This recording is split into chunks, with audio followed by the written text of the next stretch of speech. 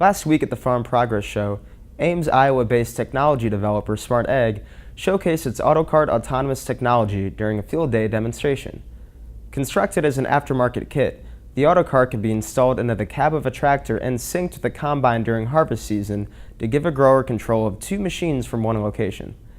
As explained by SmartAg's Chief Technology Officer Mark Bargloff, the AutoCart is intended to combat labor shortages during harvest season, notably in rural communities where fewer people are available to complete tasks in the field.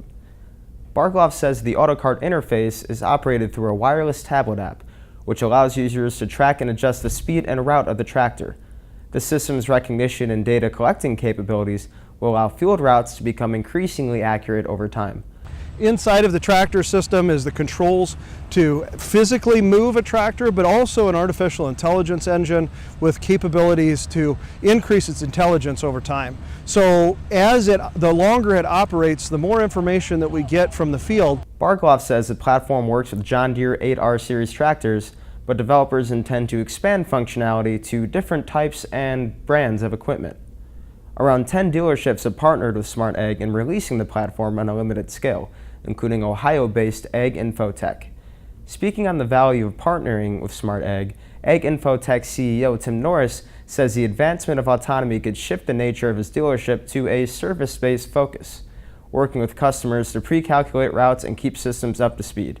He also anticipates a revival of smaller, seemingly outdated tractors in the industry driven by automation and aftermarket installments. What I do think will probably happen is I think you'll see smaller tractors becoming more valuable.